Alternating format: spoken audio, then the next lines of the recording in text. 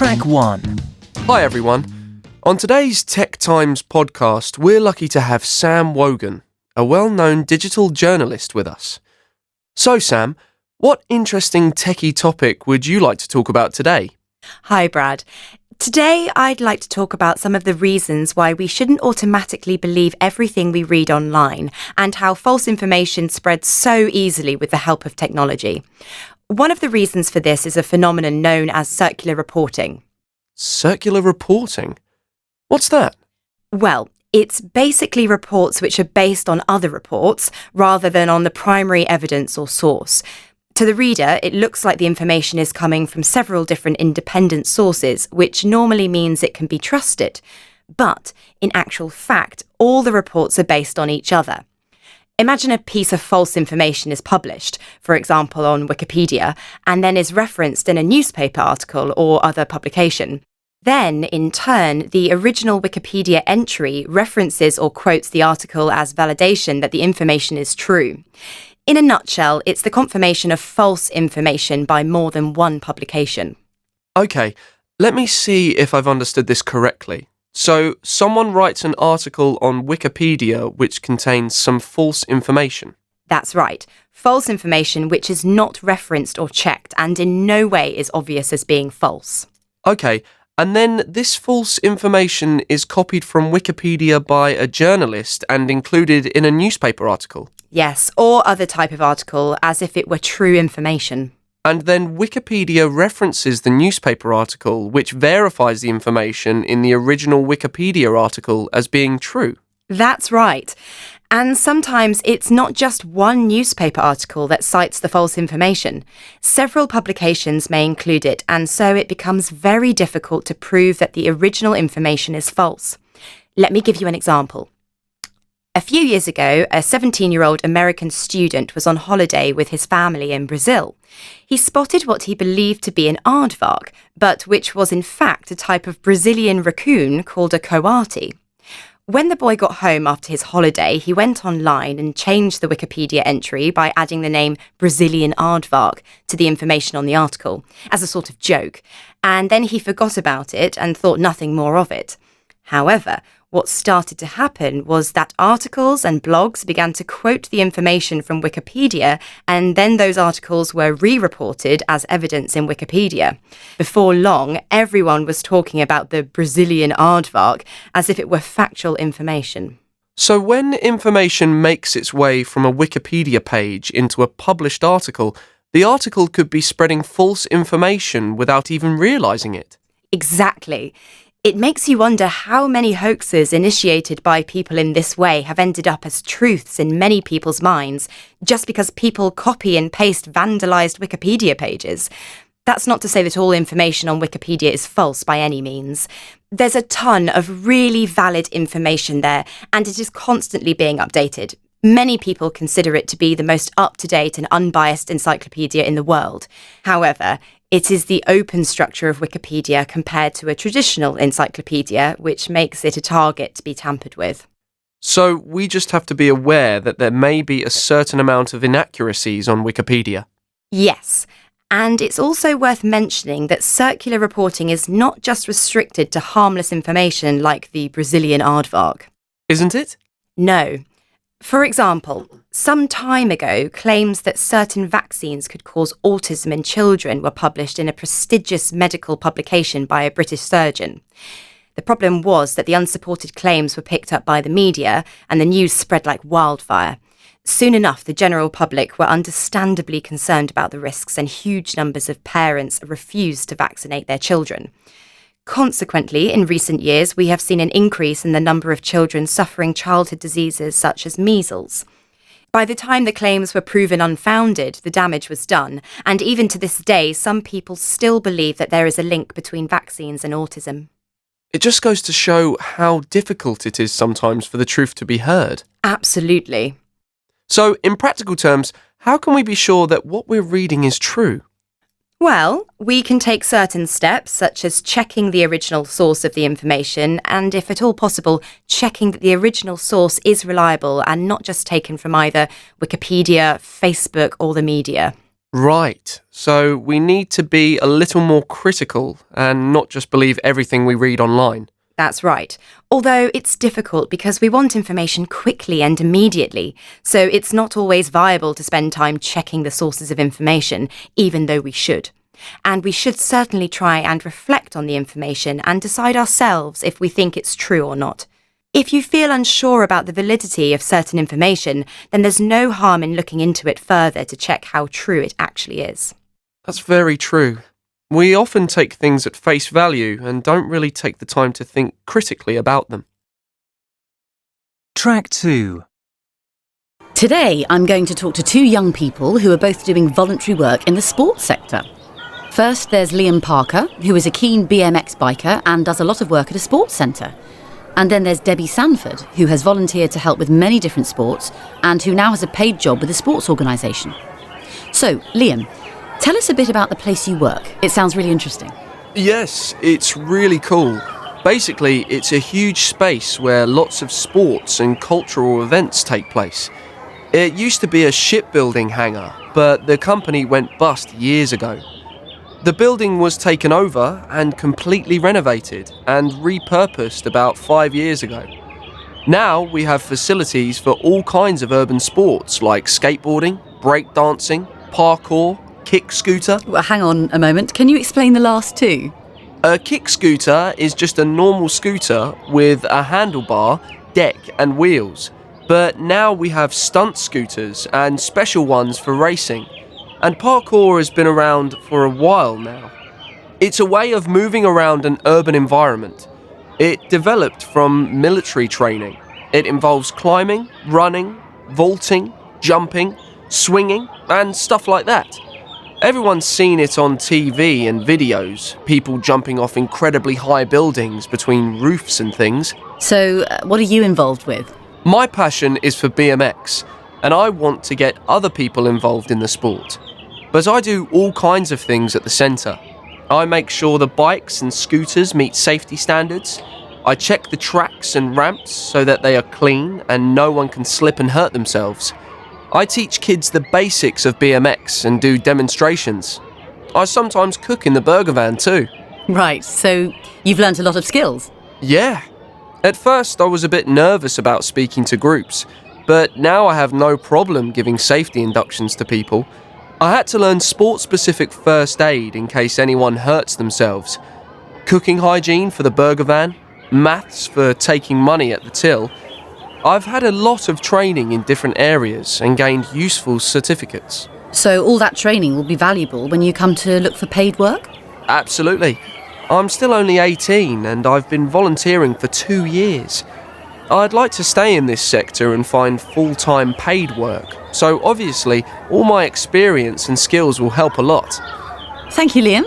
And now our other guest has made that jump from voluntary work to paid work. Debbie, you've been involved in many different sports in your 22 years, haven't you? Yes, quite a few. I started off playing football at county level and then got into coaching. I reckoned that I wouldn't have been able to play football without the help of volunteers, so when I had the chance to help other people, I did.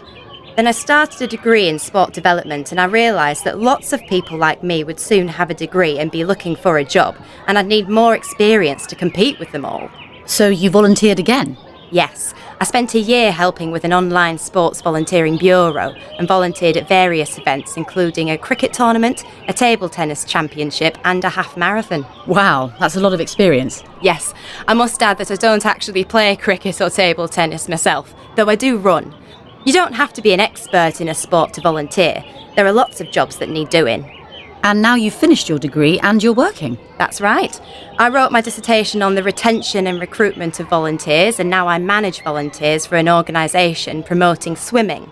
I also organise events at a national level. I would never have got the job without all my volunteering experience. It helped me loads. And finally, a question for you both. Do you think we sometimes exploit volunteers in this country? Are they doing things for free when they ought to be getting paid? Liam, I believe that you volunteer for about 10 or 20 hours a week. Do you ever feel that you should be paid for what you do? Well, of course, it would be nice, but the organisation I help is non-profit making, and it couldn't really afford to pay all the volunteers. At the moment, I'm happy to do what I love and gain experience of dealing with the public. I'm living with my parents and they are paying my keep. In the future, I'll have to look for paid work. I think many volunteers feel they want to give something back to their sport. It was like that for me with football. Ideally, it would be good to have more paid positions, but we also need volunteers. Sport just couldn't function without them. It is really important to give people recognition for what they do, though. Thanks very much for sharing your experiences. And now we're going to move on. Track 3. Speaker 1. I think that even up until just a few years ago, we could never have imagined how our behaviour would change with regards to using mobiles and tablets. I know that I would find it incredibly difficult to live without my mobile. I'm constantly looking at my phone to see if I've got any new messages or updates, and checking my apps to see what's new. I wouldn't say that I post my life online, not like some people I know, but I do like to keep up with what people are up to, friends, family, and even other people I know but maybe haven't seen for years, like old school friends, and check out photos of what they look like now. Speaker 2. In a way, I think it's quite funny that we're always worrying about teenagers and young people becoming obsessed with online communication. But if you ask me, we need to worry just as much about adults. At the office where I work, even when we have a break, nobody talks to each other unless they absolutely have to, which is a sorry state of affairs to say the least. Everyone's too busy checking their social networks and sending messages to have time to communicate face to face. People spend their lunchtime glued to their screens or barely glance up from their phones. Even during meetings, people can't resist subtly checking their phone. And what really irritates me is when you're trying to talk to someone and they're more interested in looking at their phone than paying attention to what you're saying, even though you're right in front of them. Phubbing, I think it's called. Speaker 3. I was listening to this discussion on the radio the other day, talking about online communication, and they were talking about FOMO, or what was it? Fear of missing out, which apparently is a kind of modern-day psychological syndrome which we're affected by because of our obsession with online communication. Basically, they were saying that the reason why people feel that they have to be connected 24/7 and communicate everything they're doing and keep up with everything that other people we know are doing is down to this fear of missing out. We're worried that everyone is having more fun than us or doing something more exciting than us. They also said that because we're spending more time communicating in the online world, we're losing the ability to enjoy the present. Speaker 4. My generation is so different to my parents. I mean, they're always telling me that they grew up in a world without mobiles and social networking and they managed fine. Hard to imagine how they arranged to meet their friends without a phone, but they say they did.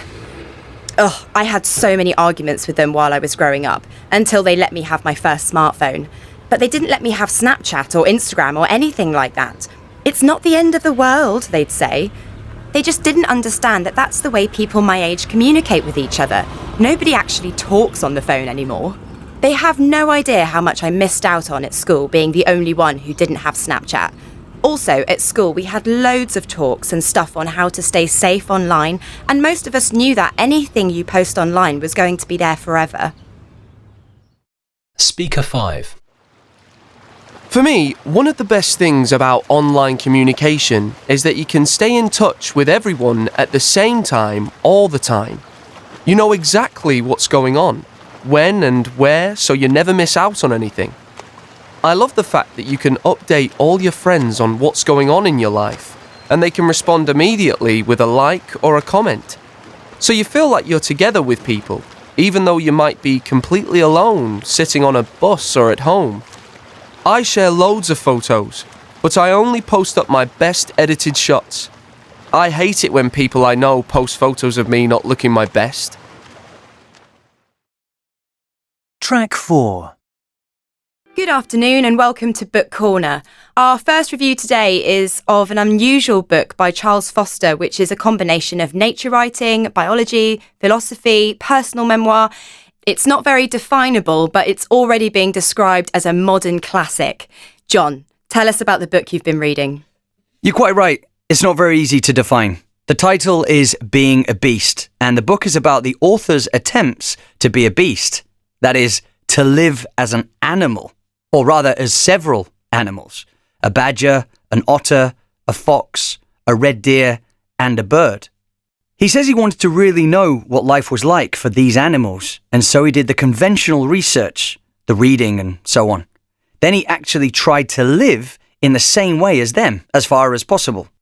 For example, when he's being a badger, he goes to live in a hole in the ground and crawls around a wood, learning to identify different trees by their smell. He even experiments with eating earthworms. 85% of a badger's diet is made up of earthworms. Did you know that? Ugh, I didn't know that. He took one of his children with him, didn't he? Yes, his 8-year-old son, Tom.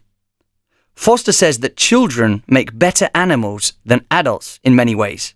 They use their senses to understand the world more, and they think in a much less abstract way than adults. Another reason why he took his son is that badgers are social creatures and would never live alone. He says that Tom adapted quickly to being a badger, learning to smell mice, hear tiny forest sounds, and get around on 4 feet. How did Foster tackle being the other animals? In the same kind of way. As an otter, he spent a lot of time in the rivers and lakes and the sea, as an otter would, alone this time, since otters are solitary. The otter's big problem is that it has to spend all its time hunting for food in order to survive. And that feeling of desperation was hard to recreate, but he did catch live fish in his mouth. To try to live as a red deer, Foster went to the north of Scotland. He nearly died from exposure to the cold out on the mountains, and he asked a local to set his dogs on him so that he could experience being hunted. What happened? The dogs realised that he wasn't a red deer. That episode left Foster feeling that he had failed to get close to understanding the animal, but he had much more success as a fox. In London, he tried to forage for waste food, as an urban fox would. There's one very funny part where he's trying to sleep on the ground like a fox, and a police officer tries to move him on. He tries to explain that he's trying to be a fox. And gets arrested, I suppose. Almost. In London, he had the kind of animal encounter that he'd been hoping for. A fox looked him in the eye and he felt some kind of relationship was being established, animal to animal. He felt he had got close to understanding foxes. He had great respect for their ability to survive and thrive in the city. The end of the book is about swifts, those amazing birds which travel thousands of miles between continents every year. It must be hard for a human to live like a swift. Absolutely. Foster can't fly. The nearest he can get to the birds is by standing in a tree and trying to catch insects. But this section has a lot of fascinating facts about swifts and about other animals. In fact, the whole book is very witty and engaging. It asks lots of important questions about what it means to be human and animal, and provides quite a few possible answers. I really recommend this to anyone with any interest in animals, or in humans, in fact. Although it contains some scientific detail, it's a very good read, by the way. Very entertaining. Well, I'll certainly look out for that book, John. Thanks. Now, our next book is about something completely different. Track 5. Good morning, everybody. Today I'm going to talk about one of the most terrible wars of the 20th century. Although it took place mainly in Europe, it involved countries from all over the world. I'm talking, of course, about the First World War from 1914 to 1918, which resulted in the death of about 10 million military personnel. Despite the enormous human cost, the war did have some positive consequences.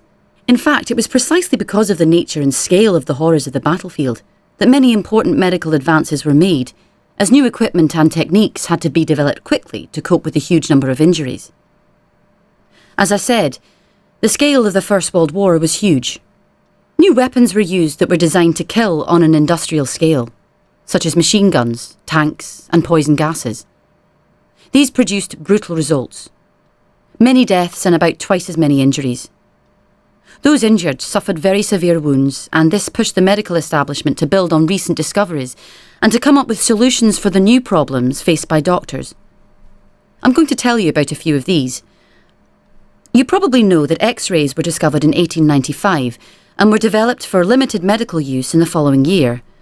But their use became much more widespread during the war, when they helped detect fragments of bombs and bullets buried in tissue. They allowed doctors to extract these elements, which would otherwise have caused serious infections. Stretchers for carrying injured people had also been in use before the war, but the development of rescuing the wounded from the battlefield by sending in stretcher bearers to bring them back as quickly as possible was completely new. The modern concept of a paramedic who is able to apply first aid in the field also comes from this time. Blood transfusion was in its early days at the time of the Great War. It was done person to person, that is, with a tube transferring blood from one person to another. This was extremely impractical and carried a very high risk. The rigours of the war demanded a better solution, and by 1917, indirect transfusion had been developed. It was possible to store blood on ice for up to 26 days and deal much better with battle injuries. For many, this was the most significant medical breakthrough of the war. The war also saw advances in treating wounds which demanded that the patient be unconscious while undergoing procedures.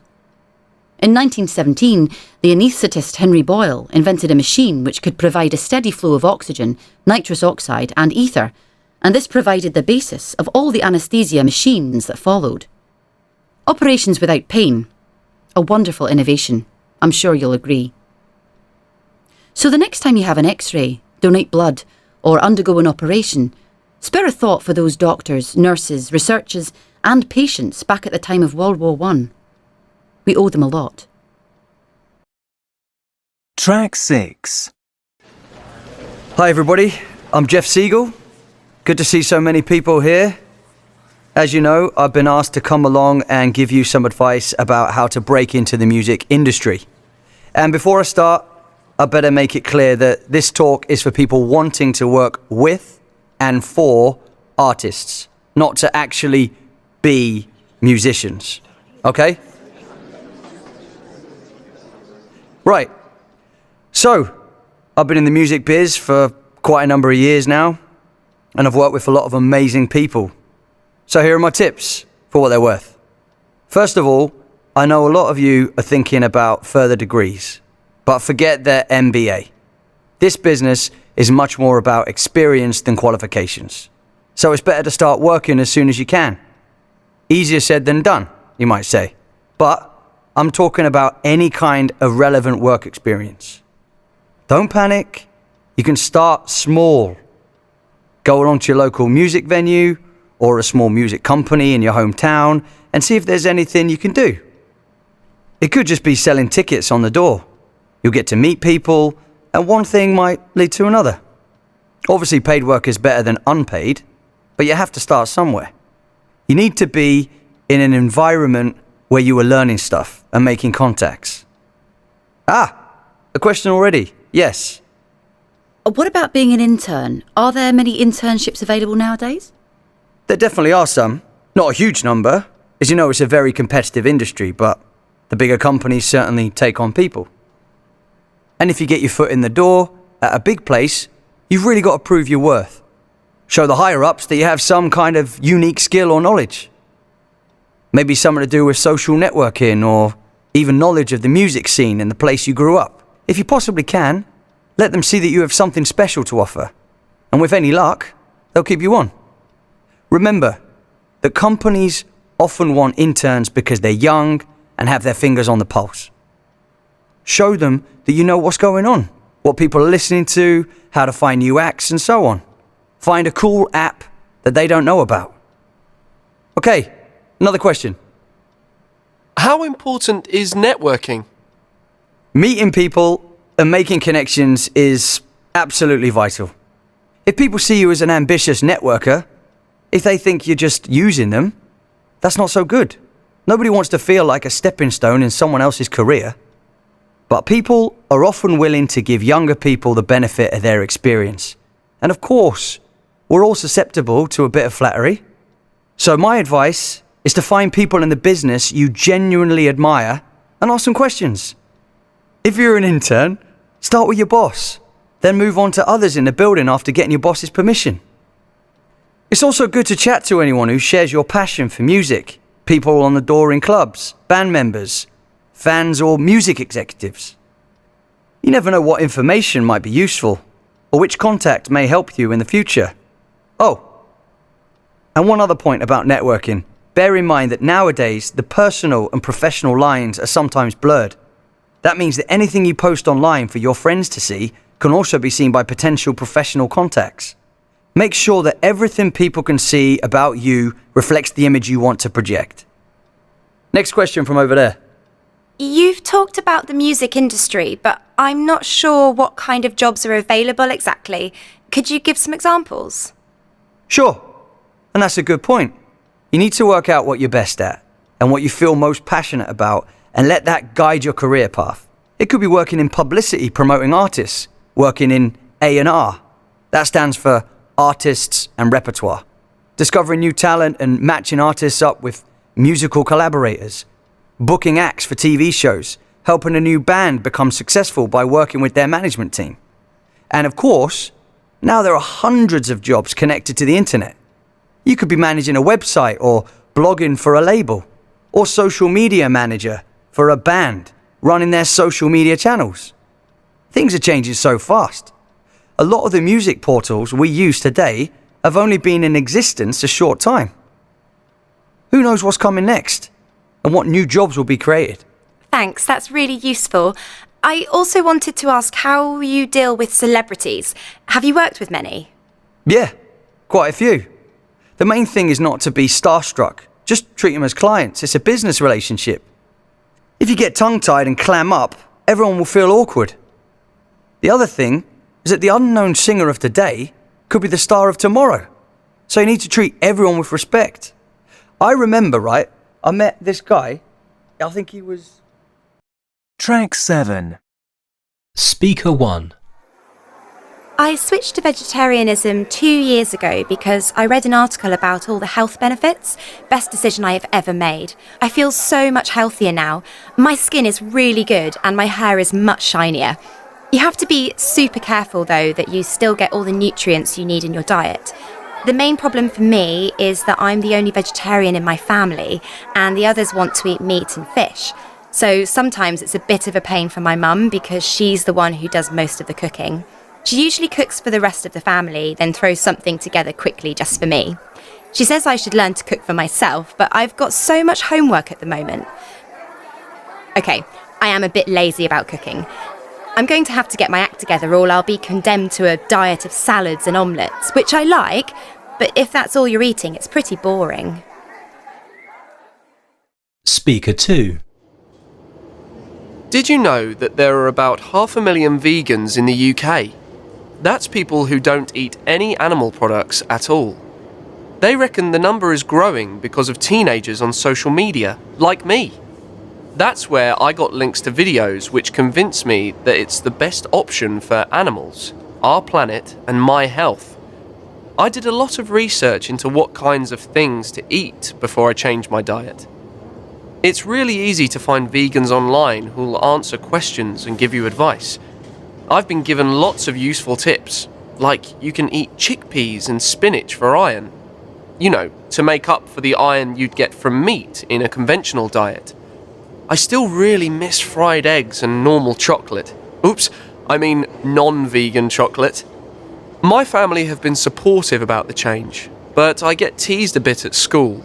Some people think that being a vegan is weird. Luckily, I've got a lot of friends who tell them it's cool. Speaker 3.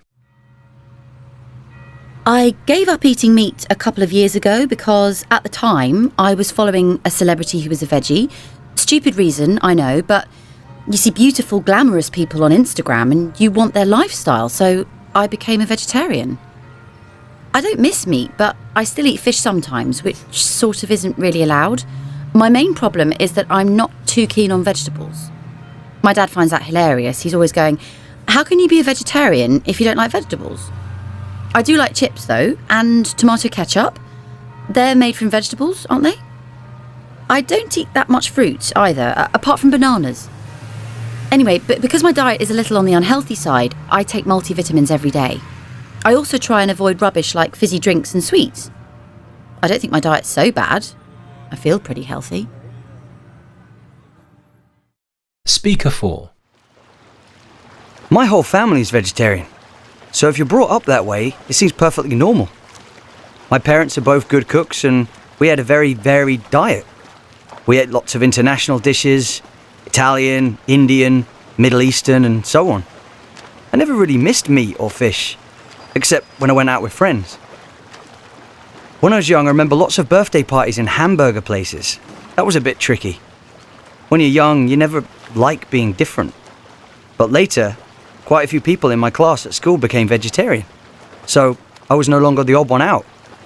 Anyway, now I've left home, I keep having lapses. I wouldn't admit it at first, but I have tried meat a couple of times and I'm getting to really like fish. I feel awful sometimes, but I love food and I want to experiment with everything. I haven't told my mum and dad. They'd be shocked. Speaker 5. My main reason for becoming vegan was that I can't stand the way we treat animals. Most farms are run in such an inhumane way. I refuse to support factory farming. The treatment of hens is horrific, not to mention what they do to cows. So now I don't eat any animal products. No meat, obviously, but no eggs, milk or cheese either. And I don't eat fish, of course. When I first started to be a vegan, I found I was getting tired all the time. So I went to see a nutritionist and she said I wasn't getting enough protein. Now I'm a lot more careful and I eat lots of different nuts and seeds and pulses, dried beans, chickpeas and lentils. It's a bit time consuming, buying and cooking special things, but now I feel really good. My family think I'm a bit weird, but they're gradually coming round to my lentil and rice specials.